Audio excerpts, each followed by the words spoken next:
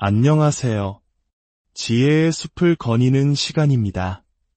오늘 이야기가 당신의 마음에 작은 울림을 준다면 이 지혜를 주변 분들과도 나눠주세요. 당신의 구독과 공유가 저희에게는 큰 힘이 됩니다. 여러분의 삶에 늘 평화와 축복이 가득하기를 기원하며 이제 시작하겠습니다. 혹시 당신 주변에 이런 남자가 있나요? 그는 사실 제대로 성장한 적이 없습니다. 정말 중요한 방식으로, 즉 영혼의 측면에서 말이죠. 카페에 앉아 노트북에 원대한 아이디어를 스케치하지만 그 아이디어는 결코 페이지 밖으로 나오지 못합니다. 열정적이고 사람을 취하게 만들고 모든 것을 소모할 듯한 연애를 하지만 현실이라는 벽에 부딪히는 순간 그는 사라져버립니다. 그는 삶의 의미를 쫓지만 책임은 회피합니다. 위대함을 꿈꾸지만 그 위대함을 향한 작고 사소한 첫걸음은 내딛지 않습니다. 그는 게으르지도 어리석지도 않습니다. 그는 그저 어딘가에 갇혀 있습니다. 자신이 어떤 신화 속에서 살고 있는지조차 모른 채로 말이죠. 심리학의 거장 칼융은 이런 남자를 푸에르 아에테르누스, 즉 영원한 소년이라 불렀습니다. 남성의 정신 깊은 곳에 묻혀있는 원형, 성인의 몸에 갇힌 소년, 한 개의 알레르기 반응을 일으키고 자신의 무한한 잠재력에만 집착하며 그것이 현실이 되는 것을 병적으로 두려워하는 영혼입니다. 푸에르 아에테르누스는 단순히 어른이 되기를 거부하는 어른아이가 아닙니다. 그는 모든 형태의 죽음을 두려워하는 사람입니다. 자유의 죽음, 가능성의 죽음, 그리고 특별한 존재로서의 자신이 사라지는 것. 이것이 그의 가장 큰 공포입니다. 그래서 그는 현실에 발을 딛지 않고 늘 부유합니다. 삶을 언제나 초안 상태로 유지하며 어떤 것에도 온전히 헌신하지 않습니다. 세상에 자신의 에너지를 깊게 뿌리내리지 못합니다. 왜냐하면 헌신은 선택을 의미하고 선택은 다른 모든 환상적인 가능성을 죽여야 한다는 것을 뜻하기 때문입니다. 영원한 소년에게 이는 감당할 수 없는 고통입니다. 그는 어쩌면 가능했을지도 모르는 잠재력의 영역에 삽니다. 그리고 지금 존재하는 현실을 만지는 순간 그는 뒷걸음질 쳐 도망갑니다. 어떻게 이런 사람이 만들어지는 걸까요? 그의 어린 시절로 돌아가 보겠습니다. 어른아이는 대개 두 가지 극단적인 환경에서 비롯됩니다. 과잉보호를 받거나 정서적으로 방치되거나 때로는 이 두 가지 모두를 경험하기도 합니다. 과잉보호 속에서 자란 소년은 사랑으로 질식할 지경이지만 자율성은 부정당합니다. 칭찬은 받지만 도전 과제는 주어지지 않습니다. 그의 실패는 언제나 부모가 깔아놓은 쿠션 위로 떨어지고 모든 불편함은 즉시 제거됩니다. 누군가가 항상 대신 나서주기 때문에 그는 세상의 저항에 맞서는 법을 배우지 못합니다. 결국 세상은 잔인해서가 아니라 너무나 낯설기 때문에 두려운 공간이 되어버립니다.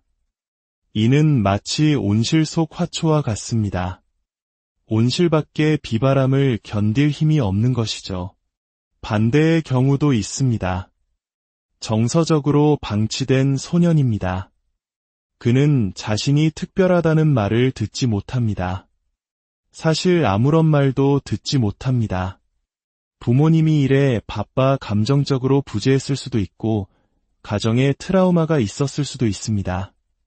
어쩌면 스스로 자신을 키워야 했을지도 모릅니다. 그래서 그는 자신의 내면으로 깊이 숨어듭니다. 그곳에 환상의 세계를 건설하고 몽상가가 됩니다. 그리고 그 꿈은 아무도 자신을 해칠 수 없는 유일한 안식처가 됩니다. 두 경우 모두 소년은 남성성으로 들어가는 통과 의례를 완수하지 못합니다. 자신의 영혼을 현실의 구조 속에 단단히 고정시키는 법을 배우지 못합니다. 그가 성인이 되는 것을 두려워하는 이유는 나약해서가 아닙니다. 그에게 어른이 된다는 것은 곧 버림받음, 실패, 배신, 혹은 영혼의 죽음을 의미하기 때문입니다. 그래서 그는 어떻게 할까요? 끊임없이 움직입니다. 흥분과 자극을 쫓습니다. 즉흥적인 삶을 삽니다. 반항심 때문이 아니라 자기 자신을 보호하기 위해 안정을 피합니다. 여기에 역설이 존재합니다.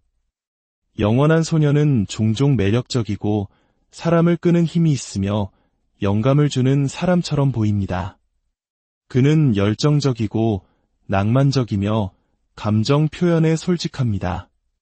다른 남자들에게서는 찾아보기 힘든 생동감이 느껴지죠. 바로 그 점 때문에 사람들은 그에게 빠져듭니다. 하지만 가까워질수록 모든 것이 혼란스러워집니다. 어느 날은 당신에게 온전히 빠져 있다가 다음 날은 얼음장처럼 차갑게 거리를 둡니다. 이번 주에는 창업을 하겠다고 열변을 토하다가 다음 주에는 하루 종일 비디오 게임에 빠져 있습니다. 당신은 아마 이렇게 생각할지도 모릅니다. 그저 두려워하는 것뿐이야. 내가 고쳐줄 수 있어. 시간이 좀 필요할 뿐이야. 하지만 시간은 그를 성장시키지 못합니다. 그의 상처는 시계 위에 있는 것이 아니라 영혼 깊은 곳에 있기 때문입니다. 칼 융은 이렇게 썼습니다. 푸에르 아에테르누스는 나이 들 수 없는 소년이다. 젊어서가 아니라 삶의 책임을 마주할 수 없기 때문이다. 이 비극의 핵심은 그가 악의적이지 않다는 것입니다. 그는 당신을 해치려 하는 것이 아닙니다. 그는 단지 아직 자기 자신을 만나지 못했을 뿐입니다. 그의 모든 삶은 제대로 양육받지 못한 그의 내면 아이, 그 예민하고 연약하며 총명한 부분을 보호하기 위해 구축되었습니다. 그래서 그는 그 아이 주위에 꿈의 성을 쌓습니다. 자존심이라는 갑옷으로 그 성을 지킵니다. 여자, 예술, 약물, 철학, 게임 등 무엇으로든 도피합니다. 고요함만은 피합니다. 만약 달리기를 멈추면 평생 외면해온 그 내면의 울음소리를 들어야 할지도 모르기 때문입니다. 그 울음은 이렇게 외치고 있습니다. 내가 필요로 할 때 그들은 어디에 있었지? 왜 아무도 나에게 진짜 세상을 알려주지 않았지? 왜 책임감은 죽음처럼 느껴지는 걸까? 결국 그는 피터팬처럼 자신만의 네버랜드를 찾아 안식처로 삼습니다. 그곳에서는 자신이 결코 문제의 원인이 되지 않습니다. 삶은 훈련이 아니라 하나의 아이디어일 뿐입니다. 사랑은 관계를 맺는 것이 아니라 낭만적인 감정일 뿐입니다. 열정은 불타오르지만 결코 온기를 주지는 못합니다. 여기서 우리는 중요한 사실을 깨달아야 합니다. 영원한 소녀는 악한 존재가 아니라 미완의 존재일 뿐입니다. 그의 내면에는 총명함이 있습니다. 그는 비전을 가지고 있고 예민합니다. 대부분의 사람들이 오래전에 잃어버린 원형적 상상력에 접근할 수 있습니다. 하지만 현실에 뿌리내리지 못한 총명함은 광기가 됩니다. 스스로를 불태워 소진시킬 뿐입니다. 그것이 그의 그림자입니다. 시작한 일은 결코 끝내지 못하는 남자, 관계에 진정으로 참여하지 못하는 파트너, 함께 놀아줄 수는 있지만 가족을 지켜주지는 못하는 아버지, 꿈만 꿀 뿐 아무것도 창조하지 못하는 예술가. 칼 융은 모든 남성이 영원한 소년이라는 원형과 씨름해야 한다고 믿었습니다. 목표는 내면의 소년을 죽이는 것이 아닙니다. 그를 통합하는 것입니다. 아이의 상상력을 어른의 책임감 속으로 가져와 완벽함이 아닌 온전함을 창조하는 것입니다. 소년이 죽기를 거부하면 어떻게 될까요? 한 남자가 불편함을 너무 오래 피한 나머지 이제는 편안함이 그의 감옥이 되어버린다면 말입니다. 결국 환상은 무너집니다.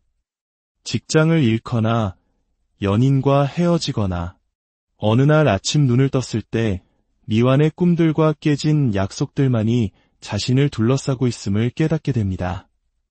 그때부터 진짜 고통이 시작됩니다. 외부의 고통이 아니라 자기 자신의 삶으로부터 평생 도망쳐왔다는 것을 깨닫는 내면의 깊은 통증입니다. 이것이 바로 영원한 소년의 핵심적인 상처입니다. 그는 삶에서 소외된 채 삶은 그 없이도 계속 흘러갑니다. 그리고 조만간 그는 파괴적인 진실을 깨닫게 됩니다. 자신의 잠재력이 더 이상 흥미로운 가능성이 아니라 부끄러운 족쇄가 되었다는 사실을 말입니다. 그는 자신이 될 수도 있었던 모습, 했어야만 했던 일, 그리고 머물기를 선택했다면 되어 있었을지 모를 자신에게 끊임없이 시달리기 시작합니다. 이것이 모든 어른아이가 결국 마주하게 되는 심리적 벼랑입니다. 그리고 여기서부터 두 갈래의 길이 있습니다. 첫째, 그는 더욱더 고집스러워집니다. 세상을 탓하고 냉소적이고 비꼬는 사람이 됩니다. 새로운 여자를 쫓고 미디어에 탐닉하고 새로운 아이디어를 시작했다가 버리기를 반복하며 더 깊은 혼란 속으로 도피합니다. 언젠가는 모든 것이 잘 풀릴 것이라는 자기 기만의 이야기를 계속해서 되뇌면서 말이죠. 둘째, 그는 달리기를 멈춥니다. 내면으로 시선을 돌려 감히 물어본 적 없었던 질문을 스스로에게 던집니다. 나는 도대체 무엇이 그토록 두려운가? 바로 여기서부터 그림자 작업이 시작됩니다. 단순한 심리적 도구가 아니라 자기 자신과의 정직한 대면입니다. 네버랜드를 떠나기 위해서는 단순히 성장하는 것만으로는 부족합니다. 당신은 애도해야 합니다. 당신에게서 도둑맞은 순수함을 애도하고 당신의 회피 속에서 죽어간 꿈들을 애도해야 합니다. 당신의 두려움이 망쳐버린 관계들을 애도해야 합니다. 그리고 당신이 추방했던 자신의 일부를 만나기 시작해야 합니다. 인정받고 싶어하는 부분, 실패를 병적으로 두려워하는 부분, 진짜 삶을 감당할 수 없다고 믿는 부분, 그리고 그저 안아주고 이만하면 충분해라는 말을 듣고 싶어하는 그 여린 부분을 말입니다.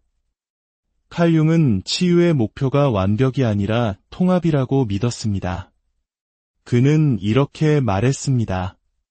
당신이 무의식을 의식화하기 전까지 무의식은 당신의 삶을 지배할 것이고 당신은 그것을 운명이라 부를 것이다. 영원한 소년에게 무의식은 채워지지 못한 욕구와 애도되지 않은 상실감으로 가득한 지뢰밭입니다. 그가 과거로 돌아가 그것들을 되찾기 전까지 그는 무의식적으로 혼돈과 실망, 그리고 환상에 기반한 회피를 계속해서 만들어낼 것입니다. 핵심은 상징적 죽음입니다. 그는 내면의 소년이 죽도록 허락해야 합니다. 영혼이 아니라 그의 삶에 대한 지배력을 내려놓게 해야 합니다. 화려함보다는 현실에 발을 딛는 것을, 완벽함보다는 과정을, 도피보다는 헌신을 선택해야 합니다. 바로 그 순간 변화가 일어납니다. 몽상가는 건축가가 됩니다. 연인은 보호자가 됩니다. 소년은 남자가 됩니다. 꿈을 버려서가 아니라 감히 그 꿈을 현실에 정박시킴으로써 말입니다. 하지만 이 여정은 깨끗하거나 쉽지 않습니다. 지저분하고 어둡고 끔찍할 정도로 두렵습니다. 소년이 성장을 거부했던 데에는 그만한 이유가 있었기 때문입니다. 그에게 성장은 결코 안전한 것이 아니었습니다. 책임은 덫처럼 느껴졌고 헌신은 죽음처럼 느껴졌습니다. 따라서 치유는 단순히 행동을 바꾸는 문제가 아닙니다. 그것은 트라우마의 회복이며 불편함을 견디는 법을 배우지 못했던 당신의 신경계를 다시 훈련시키는 과정입니다. 융의 그림자 작업, 내면 아이 치유와 같은 수련이 필수적인 이유가 바로 여기에 있습니다. 이러한 과정을 통해 어른아이는 자신의 내면의 아버지를 서서히 세워나갈 수 있습니다. 야생마 같은 내면의 소년에게 구조와 보호, 그리고 울타리를 제공해 줄 수 있는 자기 자신의 일부를 말입니다. 이것이 이루어질 때 그 변화는 실로 심오합니다. 그는 자신의 마법 같은 매력을 잃는 것이 아니라 그것을 올바른 방향으로 흘려보내는 법을 배웁니다. 꿈꾸기를 멈추는 것이 아니라 꿈으로부터 현실을 건설하는 법을 배웁니다. 열정적이기를 멈추는 것이 아니라 상황이 어려워져도 곁에 머무는 법을 배웁니다. 그리고 아마도 가장 강력한 변화는 사랑하는 법을 배운다는 것입니다. 어머니에게 매달리는 아이처럼이 아니라 다른 영혼을 위해 기꺼이 공간을 내어주는 한 명의 온전한 남성으로서 말입니다. 이것이 진정한 성숙입니다. 지루하거나 무미건조한 것이 아니라 단단하고 깊이 있으며 뿌리 내린 상태, 마침내 삶의 목적이라는 씨앗이 자라날 수 있는 비옥한 토양입니다.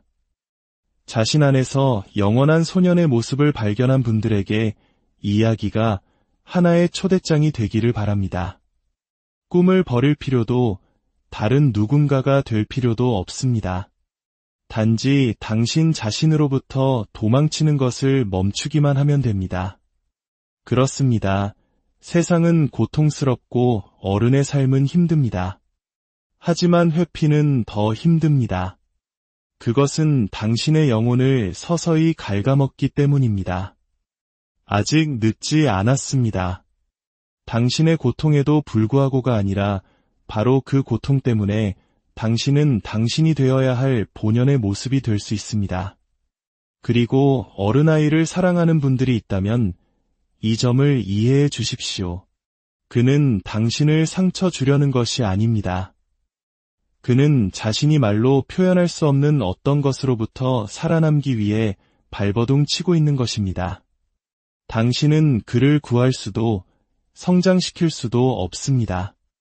하지만 당신 자신을 선택할 수는 있습니다.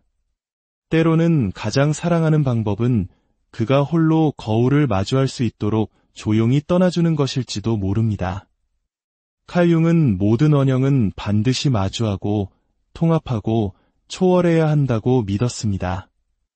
영원한 소년도 예외는 아닙니다. 당신 안의 소년은 죽어야 할 존재가 아닙니다. 그는 좋은 아버지를 필요로 하는 존재입니다.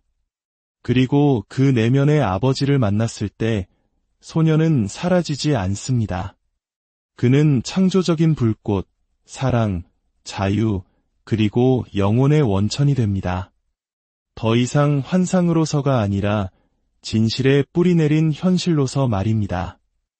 세상이 지금 필요로 하는 것은 남자인 척하는 더 많은 소년들이 아닙니다. 자신의 내면 소년을 정면으로 마주하고 온전해지기를 선택한 진정한 남성들입니다. 오늘 이야기가 여러분의 삶을 더 깊이 이해하는데 작은 도움이 되었기를 바랍니다. 안녕하세요. 지혜의 숲을 거니는 시간입니다. 오늘 이야기가 당신의 마음에 작은 울림을 준다면 이 지혜를 주변 분들과도 나눠주세요. 당신의 구독과 공유가 저희에게는 큰 힘이 됩니다. 여러분의 삶에 늘 평화와 축복이 가득하기를 기원하며 이제 시작하겠습니다. 혹시 당신 주변에 이런 남자가 있나요? 그는 사실 제대로 성장한 적이 없습니다. 정말 중요한 방식으로, 즉 영혼의 측면에서 말이죠. 카페에 앉아 노트북에 원대한 아이디어를 스케치하지만 그 아이디어는 결코 페이지 밖으로 나오지 못합니다. 열정적이고 사람을 취하게 만들고 모든 것을 소모할 듯한 연애를 하지만 현실이라는 벽에 부딪히는 순간 그는 사라져버립니다. 그는 삶의 의미를 쫓지만 책임은 회피합니다. 위대함을 꿈꾸지만 그 위대함을 향한 작고 사소한 첫걸음은 내딛지 않습니다. 그는 게으르지도 어리석지도 않습니다. 그는 그저 어딘가에 갇혀 있습니다. 자신이 어떤 신화 속에서 살고 있는지조차 모른 채로 말이죠. 심리학의 거장 칼융은 이런 남자를 푸에르 아에테르누스, 즉 영원한 소년이라 불렀습니다. 남성의 정신 깊은 곳에 묻혀있는 원형, 성인의 몸에 갇힌 소년, 한 개의 알레르기 반응을 일으키고 자신의 무한한 잠재력에만 집착하며 그것이 현실이 되는 것을 병적으로 두려워하는 영혼입니다. 푸에르 아에테르누스는 단순히 어른이 되기를 거부하는 어른아이가 아닙니다. 그는 모든 형태의 죽음을 두려워하는 사람입니다. 자유의 죽음, 가능성의 죽음, 그리고 특별한 존재로서의 자신이 사라지는 것. 이것이 그의 가장 큰 공포입니다. 그래서 그는 현실에 발을 딛지 않고 늘 부유합니다.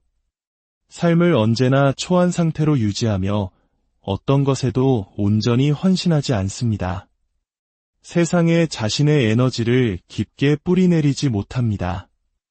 왜냐하면 헌신은 선택을 의미하고 선택은 다른 모든 환상적인 가능성을 죽여야 한다는 것을 뜻하기 때문입니다. 영원한 소년에게 이는 감당할 수 없는 고통입니다. 그는 어쩌면 가능했을지도 모르는 잠재력의 영역에 삽니다. 그리고 지금 존재하는 현실을 만지는 순간 그는 뒷걸음질 쳐 도망갑니다. 어떻게 이런 사람이 만들어지는 걸까요? 그의 어린 시절로 돌아가 보겠습니다. 어른아이는 대개 두 가지 극단적인 환경에서 비롯됩니다. 과잉보호를 받거나 정서적으로 방치되거나 때로는 이 두 가지 모두를 경험하기도 합니다. 과잉보호 속에서 자란 소년은 사랑으로 질식할 지경이지만 자율성은 부정당합니다. 칭찬은 받지만 도전 과제는 주어지지 않습니다. 그의 실패는 언제나 부모가 깔아놓은 쿠션 위로 떨어지고 모든 불편함은 즉시 제거됩니다. 누군가가 항상 대신 나서주기 때문에 그는 세상의 저항에 맞서는 법을 배우지 못합니다. 결국 세상은 잔인해서가 아니라 너무나 낯설기 때문에 두려운 공간이 되어버립니다. 이는 마치 온실 속 화초와 같습니다. 온실 밖의 비바람을 견딜 힘이 없는 것이죠. 반대의 경우도 있습니다. 정서적으로 방치된 소년입니다. 그는 자신이 특별하다는 말을 듣지 못합니다. 사실 아무런 말도 듣지 못합니다. 부모님이 일에 바빠 감정적으로 부재했을 수도 있고 가정에 트라우마가 있었을 수도 있습니다.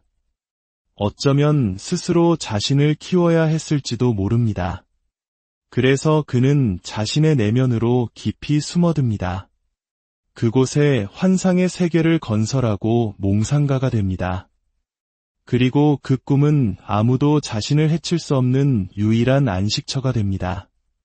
두 경우 모두 소년은 남성성으로 들어가는 통과 의례를 완수하지 못합니다.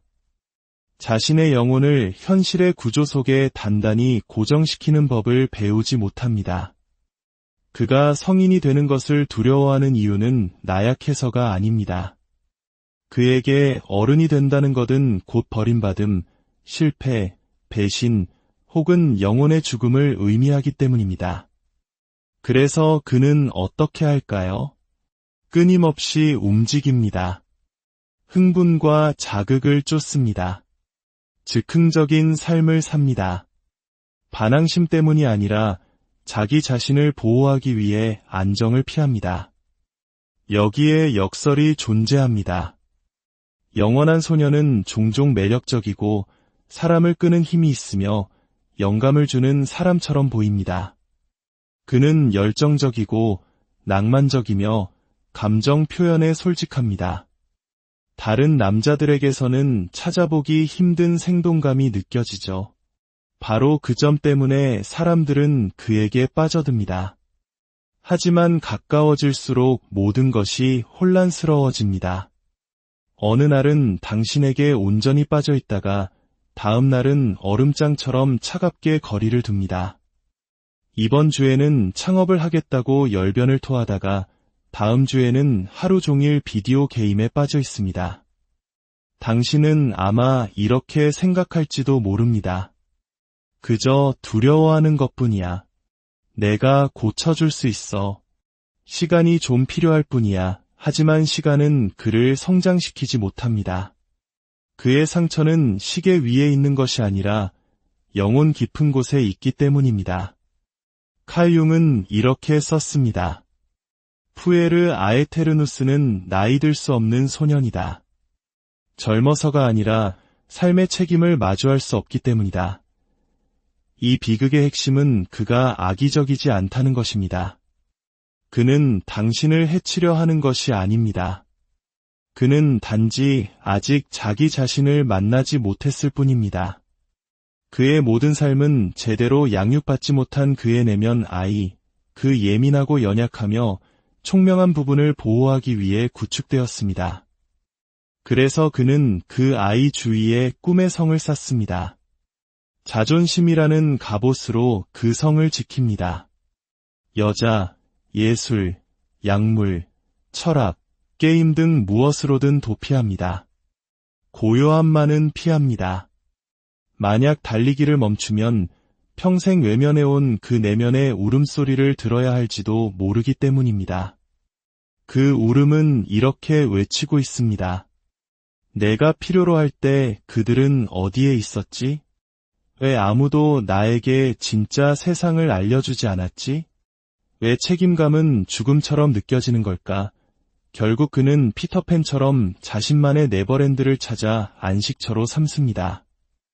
그곳에서는 자신이 결코 문제의 원인이 되지 않습니다.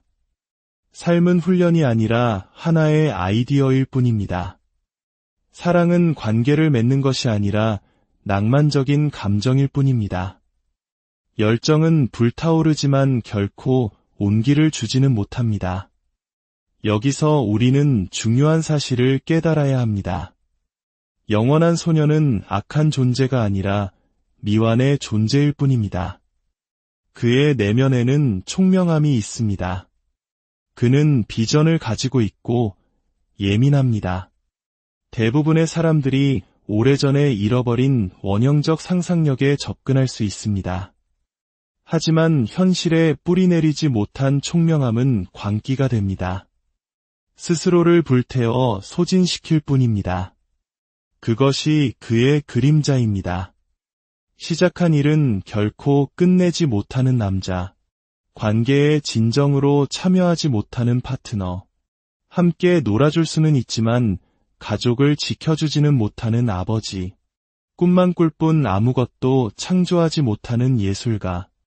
칼 융은 모든 남성이 영원한 소년이라는 원형과 씨름해야 한다고 믿었습니다. 목표는 내면의 소년을 죽이는 것이 아닙니다. 그를 통합하는 것입니다. 아이의 상상력을 어른의 책임감 속으로 가져와 완벽함이 아닌 온전함을 창조하는 것입니다. 소년이 죽기를 거부하면 어떻게 될까요? 한 남자가 불편함을 너무 오래 피한 나머지 이제는 편안함이 그의 감옥이 되어버린다면 말입니다. 결국 환상은 무너집니다. 직장을 잃거나 연인과 헤어지거나 어느 날 아침 눈을 떴을 때 미완의 꿈들과 깨진 약속들만이 자신을 둘러싸고 있음을 깨닫게 됩니다. 그때부터 진짜 고통이 시작됩니다. 외부의 고통이 아니라 자기 자신의 삶으로부터 평생 도망쳐왔다는 것을 깨닫는 내면의 깊은 통증입니다. 이것이 바로 영원한 소년의 핵심적인 상처입니다. 그는 삶에서 소외된 채 삶은 그 없이도 계속 흘러갑니다. 그리고 조만간 그는 파괴적인 진실을 깨닫게 됩니다. 자신의 잠재력이 더 이상 흥미로운 가능성이 아니라 부끄러운 족쇄가 되었다는 사실을 말입니다. 그는 자신이 될 수도 있었던 모습, 했어야만 했던 일, 그리고 머물기를 선택했다면 되어 있었을지 모를 자신에게 끊임없이 시달리기 시작합니다. 이것이 모든 어른아이가 결국 마주하게 되는 심리적 벼랑입니다. 그리고 여기서부터 두 갈래의 길이 있습니다. 첫째, 그는 더욱더 고집스러워집니다. 세상을 탓하고 냉소적이고 비꼬는 사람이 됩니다. 새로운 여자를 쫓고 미디어에 탐닉하고 새로운 아이디어를 시작했다가 버리기를 반복하며 더 깊은 혼란 속으로 도피합니다.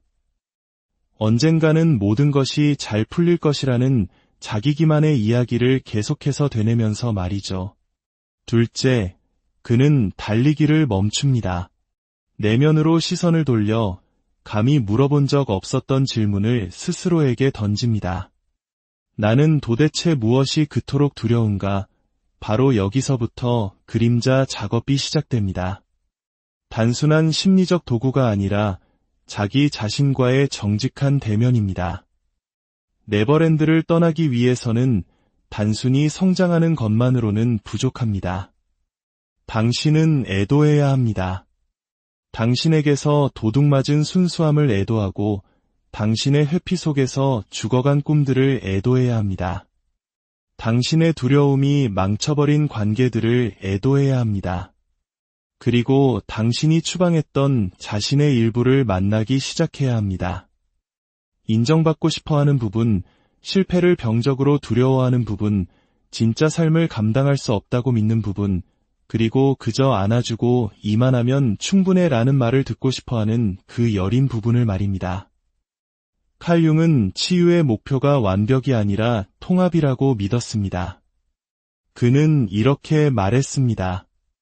당신이 무의식을 의식화하기 전까지 무의식은 당신의 삶을 지배할 것이고 당신은 그것을 운명이라 부를 것이다. 영원한 소년에게 무의식은 채워지지 못한 욕구와 애도되지 않은 상실감으로 가득한 지뢰밭입니다. 그가 과거로 돌아가 그것들을 되찾기 전까지 그는 무의식적으로 혼돈과 실망, 그리고 환상에 기반한 회피를 계속해서 만들어낼 것입니다. 핵심은 상징적 죽음입니다. 그는 내면의 소년이 죽도록 허락해야 합니다. 영혼이 아니라 그의 삶에 대한 지배력을 내려놓게 해야 합니다. 화려함보다는 현실에 발을 딛는 것을, 완벽함보다는 과정을, 도피보다는 헌신을 선택해야 합니다. 바로 그 순간 변화가 일어납니다. 몽상가는 건축가가 됩니다. 연인은 보호자가 됩니다. 소년은 남자가 됩니다. 꿈을 버려서가 아니라 감히 그 꿈을 현실에 정박시킴으로써 말입니다. 하지만 이 여정은 깨끗하거나 쉽지 않습니다. 지저분하고 어둡고 끔찍할 정도로 두렵습니다. 소년이 성장을 거부했던 데에는 그만한 이유가 있었기 때문입니다. 그에게 성장은 결코 안전한 것이 아니었습니다. 책임은 덫처럼 느껴졌고 헌신은 죽음처럼 느껴졌습니다. 따라서 치유는 단순히 행동을 바꾸는 문제가 아닙니다. 그것은 트라우마의 회복이며 불편함을 견디는 법을 배우지 못했던 당신의 신경계를 다시 훈련시키는 과정입니다. 융의 그림자 작업, 내면 아이 치유와 같은 수련이 필수적인 이유가 바로 여기에 있습니다. 이러한 과정을 통해 어른아이는 자신의 내면의 아버지를 서서히 세워나갈 수 있습니다. 야생마 같은 내면의 소년에게 구조와 보호, 그리고 울타리를 제공해 줄 수 있는 자기 자신의 일부를 말입니다. 이것이 이루어질 때 그 변화는 실로 심오합니다. 그는 자신의 마법 같은 매력을 잃는 것이 아니라 그것을 올바른 방향으로 흘려보내는 법을 배웁니다. 꿈꾸기를 멈추는 것이 아니라 꿈으로부터 현실을 건설하는 법을 배웁니다. 열정적이기를 멈추는 것이 아니라 상황이 어려워져도 곁에 머무는 법을 배웁니다. 그리고 아마도 가장 강력한 변화는 사랑하는 법을 배운다는 것입니다. 어머니에게 매달리는 아이처럼이 아니라 다른 영혼을 위해 기꺼이 공간을 내어주는 한 명의 온전한 남성으로서 말입니다. 이것이 진정한 성숙입니다. 지루하거나 무미건조한 것이 아니라 단단하고 깊이 있으며 뿌리내린 상태. 마침내 삶의 목적이라는 씨앗이 자라날 수 있는 비옥한 토양입니다. 자신 안에서 영원한 소년의 모습을 발견한 분들에게 이 이야기가 하나의 초대장이 되기를 바랍니다. 꿈을 버릴 필요도 다른 누군가가 될 필요도 없습니다. 단지 당신 자신으로부터 도망치는 것을 멈추기만 하면 됩니다. 그렇습니다. 세상은 고통스럽고 어른의 삶은 힘듭니다. 하지만 회피는 더 힘듭니다. 그것은 당신의 영혼을 서서히 갉아먹기 때문입니다. 아직 늦지 않았습니다. 당신의 고통에도 불구하고가 아니라 바로 그 고통 때문에 당신은 당신이 되어야 할 본연의 모습이 될 수 있습니다. 그리고 어른아이를 사랑하는 분들이 있다면 이 점을 이해해 주십시오. 그는 당신을 상처 주려는 것이 아닙니다.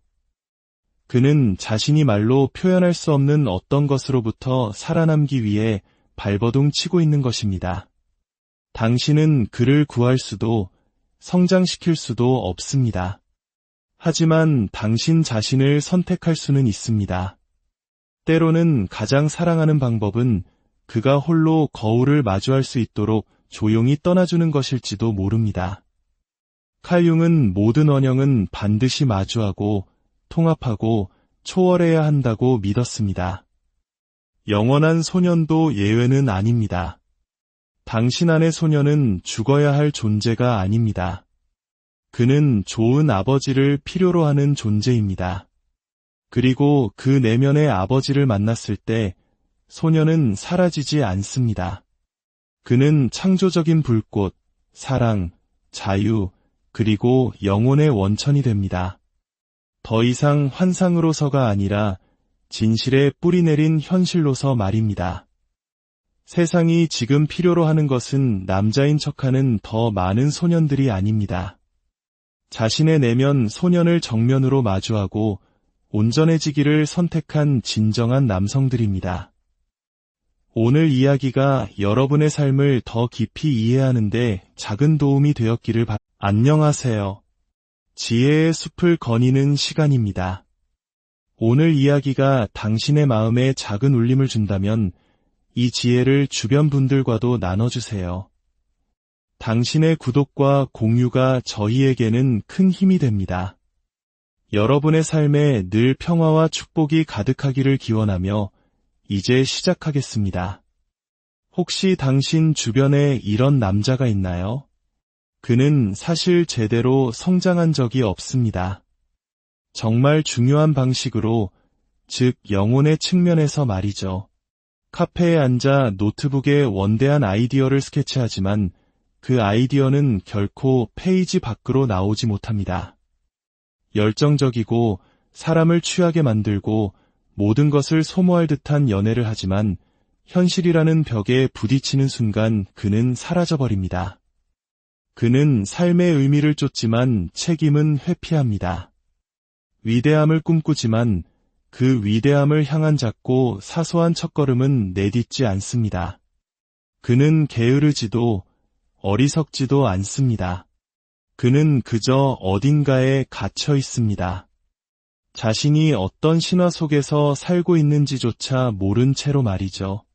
심리학의 거장 칼 융은 이런 남자를 푸에르 아에테르누스, 즉 영원한 소년이라 불렀습니다. 남성의 정신 깊은 곳에 묻혀있는 원형, 성인의 몸에 갇힌 소년, 한 개의 알레르기 반응을 일으키고 자신의 무한한 잠재력에만 집착하며 그것이 현실이 되는 것을 병적으로 두려워하는 영혼입니다. 푸에르 아에테르누스는 단순히 어른이 되기를 거부하는 어른아이가 아닙니다. 그는 모든 형태의 죽음을 두려워하는 사람입니다. 자유의 죽음, 가능성의 죽음, 그리고 특별한 존재로서의 자신이 사라지는 것. 이것이 그의 가장 큰 공포입니다. 그래서 그는 현실에 발을 딛지 않고 늘 부유합니다. 삶을 언제나 초안 상태로 유지하며 어떤 것에도 온전히 헌신하지 않습니다. 세상에 자신의 에너지를 깊게 뿌리내리지 못합니다. 왜냐하면 헌신은 선택을 의미하고 선택은 다른 모든 환상적인 가능성을 죽여야 한다는 것을 뜻하기 때문입니다. 영원한 소년에게 이는 감당할 수 없는 고통입니다. 그는 어쩌면 가능했을지도 모르는 잠재력의 영역에 삽니다. 그리고 지금 존재하는 현실을 만지는 순간 그는 뒷걸음질 쳐 도망갑니다. 어떻게 이런 사람이 만들어지는 걸까요? 그의 어린 시절로 돌아가 보겠습니다. 어른아이는 대개 두 가지 극단적인 환경에서 비롯됩니다. 과잉보호를 받거나 정서적으로 방치되거나 때로는 이 두 가지 모두를 경험하기도 합니다. 과잉보호 속에서 자란 소년은 사랑으로 질식할 지경이지만 자율성은 부정당합니다. 칭찬은 받지만 도전 과제는 주어지지 않습니다. 그의 실패는 언제나 부모가 깔아놓은 쿠션 위로 떨어지고 모든 불편함은 즉시 제거됩니다. 누군가가 항상 대신 나서주기 때문에 그는 세상의 저항에 맞서는 법을 배우지 못합니다. 결국 세상은 잔인해서가 아니라 너무나 낯설기 때문에 두려운 공간이 되어버립니다. 이는 마치 온실 속 화초와 같습니다. 온실 밖의 비바람을 견딜 힘이 없는 것이죠. 반대의 경우도 있습니다. 정서적으로 방치된 소년입니다. 그는 자신이 특별하다는 말을 듣지 못합니다. 사실 아무런 말도 듣지 못합니다. 부모님이 일에 바빠 감정적으로 부재했을 수도 있고 가정에 트라우마가 있었을 수도 있습니다. 어쩌면 스스로 자신을 키워야 했을지도 모릅니다.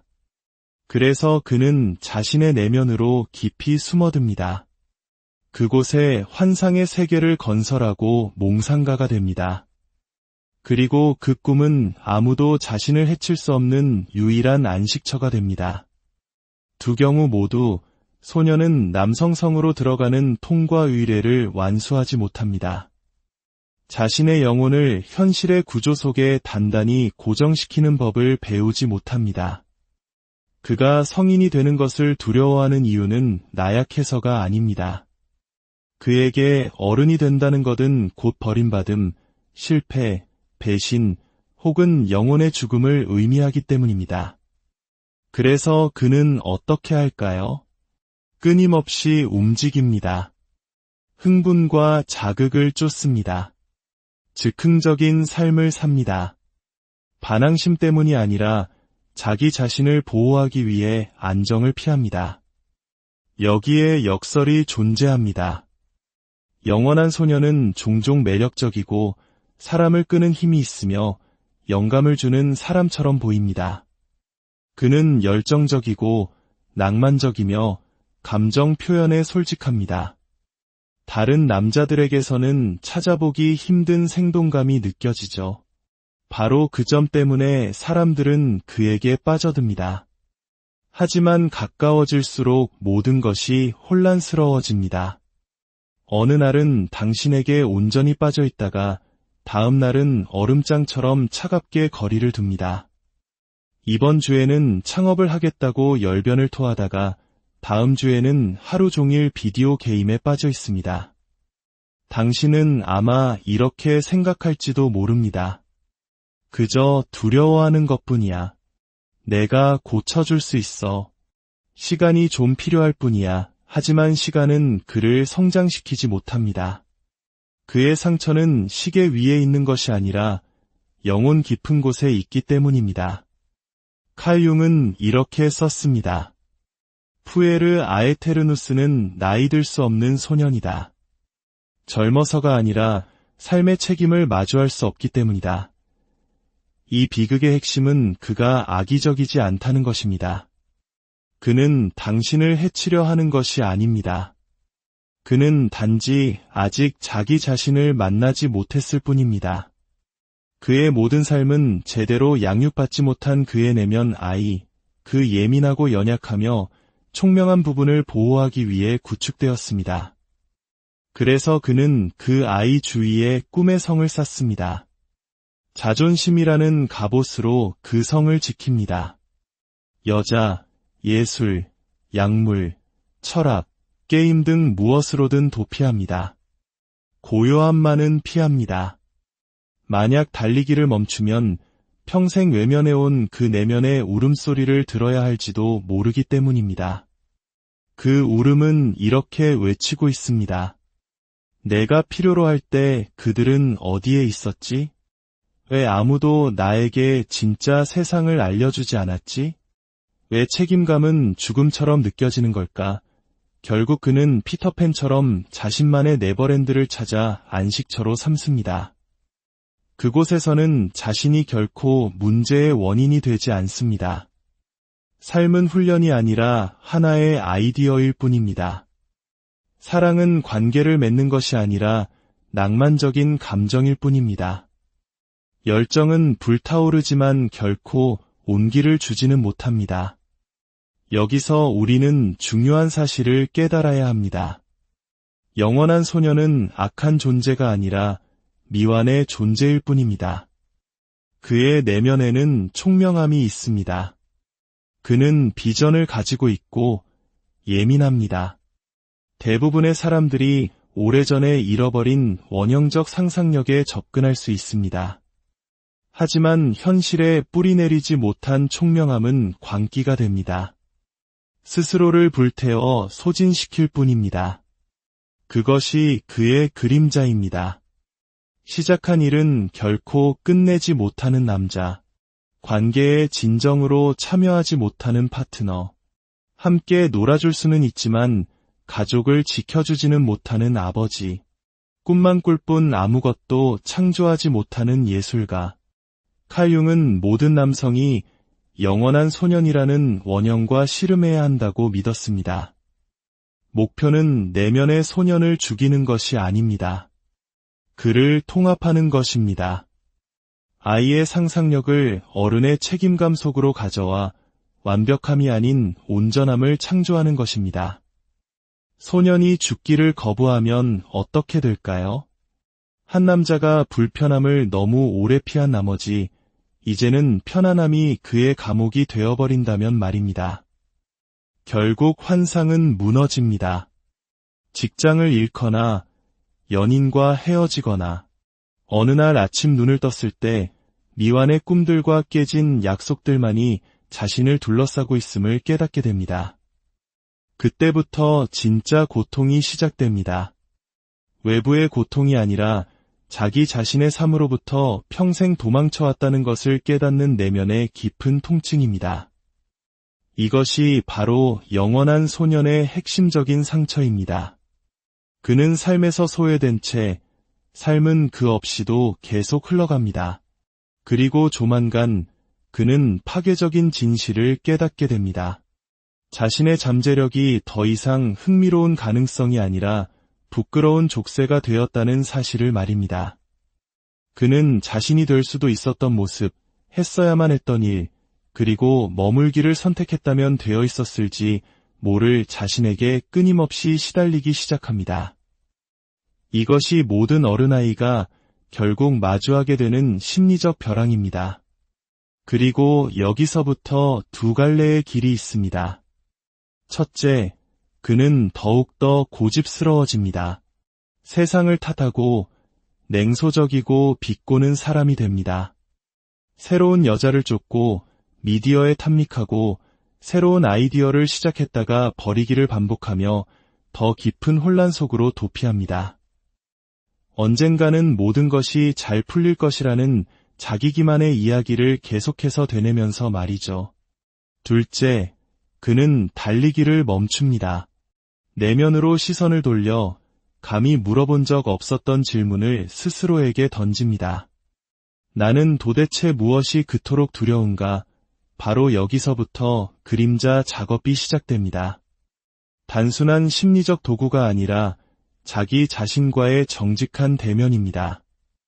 네버랜드를 떠나기 위해서는 단순히 성장하는 것만으로는 부족합니다. 당신은 애도해야 합니다. 당신에게서 도둑맞은 순수함을 애도하고 당신의 회피 속에서 죽어간 꿈들을 애도해야 합니다. 당신의 두려움이 망쳐버린 관계들을 애도해야 합니다. 그리고 당신이 추방했던 자신의 일부를 만나기 시작해야 합니다. 인정받고 싶어하는 부분, 실패를 병적으로 두려워하는 부분, 진짜 삶을 감당할 수 없다고 믿는 부분, 그리고 그저 안아주고 이만하면 충분해 라는 말을 듣고 싶어하는 그 여린 부분을 말입니다. 칼 융은 치유의 목표가 완벽이 아니라 통합이라고 믿었습니다. 그는 이렇게 말했습니다. 당신이 무의식을 의식화하기 전까지 무의식은 당신의 삶을 지배할 것이고 당신은 그것을 운명이라 부를 것이다. 영원한 소년에게 무의식은 채워지지 못한 욕구와 애도되지 않은 상실감으로 가득한 지뢰밭입니다. 그가 과거로 돌아가 그것들을 되찾기 전까지 그는 무의식적으로 혼돈과 실망, 그리고 환상에 기반한 회피를 계속해서 만들어낼 것입니다. 핵심은 상징적 죽음입니다. 그는 내면의 소년이 죽도록 허락해야 합니다. 영혼이 아니라 그의 삶에 대한 지배력을 내려놓게 해야 합니다. 화려함보다는 현실에 발을 딛는 것을, 완벽함보다는 과정을, 도피보다는 헌신을 선택해야 합니다. 바로 그 순간 변화가 일어납니다. 몽상가는 건축가가 됩니다. 연인은 보호자가 됩니다. 소년은 남자가 됩니다. 꿈을 버려서가 아니라 감히 그 꿈을 현실에 정박시킴으로써 말입니다. 하지만 이 여정은 깨끗하거나 쉽지 않습니다. 지저분하고 어둡고 끔찍할 정도로 두렵습니다. 소년이 성장을 거부했던 데에는 그만한 이유가 있었기 때문입니다. 그에게 성장은 결코 안전한 것이 아니었습니다. 책임은 덫처럼 느껴졌고 헌신은 죽음처럼 느껴졌습니다. 따라서 치유는 단순히 행동을 바꾸는 문제가 아닙니다. 그것은 트라우마의 회복이며 불편함을 견디는 법을 배우지 못했던 당신의 신경계를 다시 훈련시키는 과정입니다. 융의 그림자 작업, 내면 아이 치유와 같은 수련이 필수적인 이유가 바로 여기에 있습니다. 이러한 과정을 통해 어른아이는 자신의 내면의 아버지를 서서히 세워나갈 수 있습니다. 야생마 같은 내면의 소년에게 구조와 보호, 그리고 울타리를 제공해 줄 수 있는 자기 자신의 일부를 말입니다. 이것이 이루어질 때 그 변화는 실로 심오합니다. 그는 자신의 마법 같은 매력을 잃는 것이 아니라 그것을 올바른 방향으로 흘려보내는 법을 배웁니다. 꿈꾸기를 멈추는 것이 아니라 꿈으로부터 현실을 건설하는 법을 배웁니다. 열정적이기를 멈추는 것이 아니라 상황이 어려워져도 곁에 머무는 법을 배웁니다. 그리고 아마도 가장 강력한 변화는 사랑하는 법을 배운다는 것입니다. 어머니에게 매달리는 아이처럼이 아니라 다른 영혼을 위해 기꺼이 공간을 내어주는 한 명의 온전한 남성으로서 말입니다. 이것이 진정한 성숙입니다. 지루하거나 무미건조한 것이 아니라 단단하고 깊이 있으며 뿌리 내린 상태, 마침내 삶의 목적이라는 씨앗이 자라날 수 있는 비옥한 토양입니다. 자신 안에서 영원한 소년의 모습을 발견한 분들에게 이 이야기가 하나의 초대장이 되기를 바랍니다. 꿈을 버릴 필요도 다른 누군가가 될 필요도 없습니다. 단지 당신 자신으로부터 도망치는 것을 멈추기만 하면 됩니다. 그렇습니다. 세상은 고통스럽고 어른의 삶은 힘듭니다. 하지만 회피는 더 힘듭니다. 그것은 당신의 영혼을 서서히 갉아먹기 때문입니다. 아직 늦지 않았습니다. 당신의 고통에도 불구하고가 아니라 바로 그 고통 때문에 당신은 당신이 되어야 할 본연의 모습이 될 수 있습니다. 그리고 어른아이를 사랑하는 분들이 있다면 이 점을 이해해 주십시오. 그는 당신을 상처 주려는 것이 아닙니다. 그는 자신이 말로 표현할 수 없는 어떤 것으로부터 살아남기 위해 발버둥 치고 있는 것입니다. 당신은 그를 구할 수도 성장시킬 수도 없습니다. 하지만 당신 자신을 선택할 수는 있습니다. 때로는 가장 사랑하는 방법은 그가 홀로 거울을 마주할 수 있도록 조용히 떠나주는 것일지도 모릅니다. 칼 융은 모든 원형은 반드시 마주하고 통합하고 초월해야 한다고 믿었습니다. 영원한 소년도 예외는 아닙니다. 당신 안의 소년은 죽어야 할 존재가 아닙니다. 그는 좋은 아버지를 필요로 하는 존재입니다. 그리고 그 내면의 아버지를 만났을 때 소년은 사라지지 않습니다. 그는 창조적인 불꽃, 사랑, 자유, 그리고 영혼의 원천이 됩니다. 더 이상 환상으로서가 아니라 진실에 뿌리내린 현실로서 말입니다. 세상이 지금 필요로 하는 것은 남자인 척하는 더 많은 소년들이 아닙니다. 자신의 내면 소년을 정면으로 마주하고 온전해지기를 선택한 진정한 남성들입니다. 오늘 이야기가 여러분의 삶을 더 깊이 이해하는데 작은 도움이 되었기를 바랍니다. 안녕하세요. 지혜의 숲을 거니는 시간입니다.